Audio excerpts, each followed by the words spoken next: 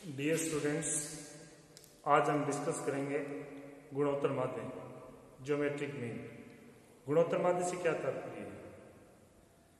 किसी श्रेणी का गुणोत्तर माध्य उस श्रेणी में जितनी पद संख्याएं हैं उनके गुणनफल का उतना ही मूल यानी उतना ही रूट उस श्रेणी का गुणोत्तर माध्य कहलाता है। उदाहरण के तौर पर यदि श्रेणी में 2 संख्याएं हैं तो उनका वर्गमूल, 3 संख्याएं हैं तो उनका घनमूल उनका गुणोत्तर माध्य कहलाता है। गुणोत्तर माध्य का जब सूत्र का प्रयोग करते हैं तो हम गुणोत्तर माध्य को इस सूत्र से प्रदर्शित कर सकते हैं। ज्योमेट्रिक में जितनी भी पद संख्याएं हैं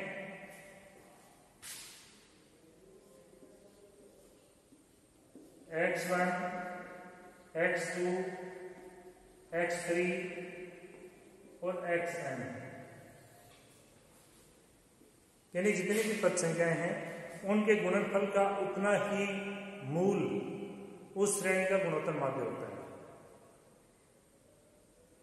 लेकिन कई बार क्या होता है कि जब संख्याएं बहुत ज्यादा होती हैं या दशमलव में होती हैं तो गुणोत्तर माध्य की गणना करना कठिन हो जाता है। तब हम लघु गणक का उपयोग करते हैं गुणोत्तर माध्य ज्ञात करने के लिए।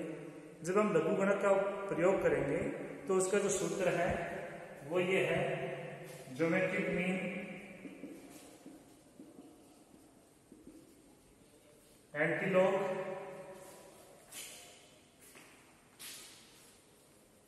log x1 log x2 log xn,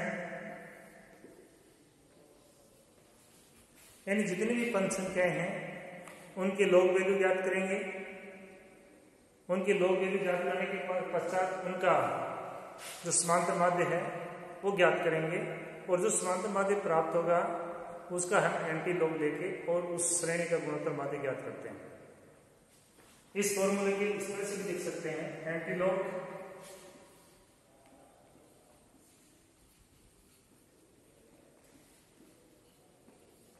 sigma log x i upon N.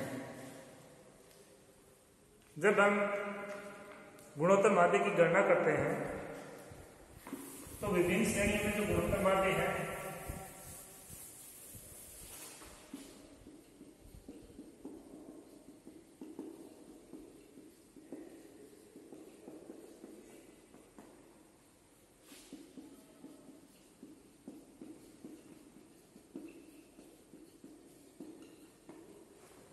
व्यक्तिगत श्रेणी में जब हम गुणोत्तर माध्य की गणना करेंगे तो व्यक्तिगत श्रेणी में चूंकि आवर्तियां नहीं दी हुई होती हैं इसलिए हम पहले से जो डिस्कस कर चुके हैं उस सूत्र का प्रयोग करेंगे।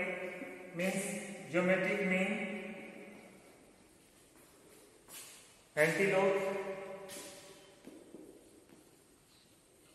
Sigma log x i upon n. जितनी भी पद संख्याएं हैं सबसे पहला है जितने भी वैल्यूज हैं एक्स वैल्यू हैं उनका लॉग ज्ञात करेंगे। सेकंड स्टेप में उनका योग ज्ञात करेंगे, एन से डिवाइड करेंगे और उसका एंटी लॉग देखेंगे तो हमें ज्योमेट्रिक मीन प्राप्त होगा। जब हम खंडित श्रेणी की बात करते हैं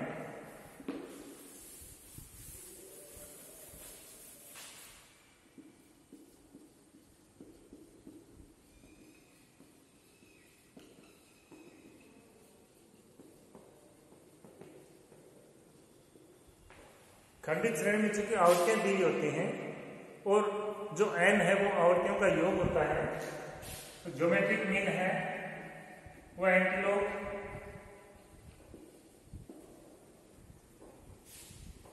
sigma f log x i upon n. यानी सबसे पहला है हम x की लॉग वैल्यू ज्ञात करेंगे, उसके बाद उसकी जो संबंधित आवर्तियां हैं उससे उसकी गुणा करेंगे, उसको मल्टीप्लाई करेंगे, गुणा करने के पश्चात उनका योग ज्ञात करेंगे और जो योग प्राप्त होता है उसको n से डिवाइड करेंगे। यहाँ पर जो n है पदों की संख्या है वो कुल आवर्तियां होती हैं, यानी n equal to sigma f होती है। टोटल जो आवृत्तियां हैं वो n वैल्यू होती है और इस तरह से अपने उसका ज्योमेट्रिक मीन ज्ञात करेंगे। इसी तरह जो सतत श्रेणी है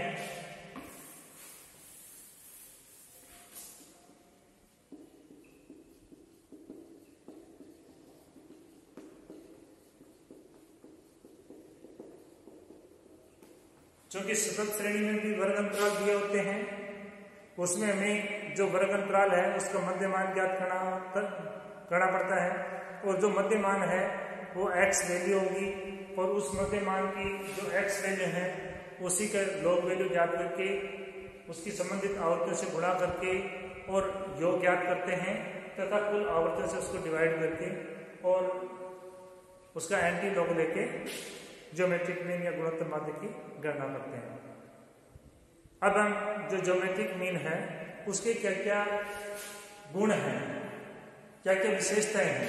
पहला इसमें एक तो जो गुणोत्तर माध्य है वो अंकगणितीय माध्य से कम होता है। Geometric mean is less than arithmetic mean, गुणोत्तर माध्य से कम होता है। दूसरा ये है कि यदि श्रेणी के प्रत्येक अंक को गुणोत्तर माध्य से बदल दिया जाता है, जो प्रोडक्ट प्राप्त होगा उस श्रेणी का प्रोडक्ट होता है उसके बराबर होता है।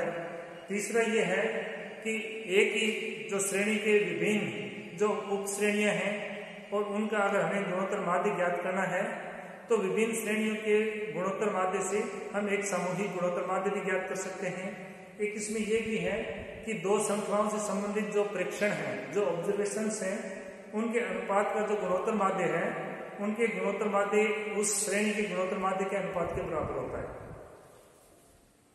अब जब गुणोत्तर माध्य के क्या गुण हैं, क्या इसकी विशेषताएं हैं, तो इसमें पहला है कि गुणोत्तर माध्य का जो लघुगणक जो उसके लॉग वैल्यू है वो दिए गए मानों के लघुगणक का गणितीय माध्य होता है। मानी मीन्स जैसे फॉर्मूला में बताया था कि जो लॉग वैल्यू निकालते हैं उसका गणितीय उसका जो समांतर माध्य ज्ञात करके उसके बाद एंटी लॉग लेके और हमें गुणोत्तर माध्य ज्ञात किया जाता है। सेकंड है गुणोत्तर माध्य है वो जितनी भी ऑब्जर्वेशंस हैं सभी अवलोकनों पर आधारित होता है।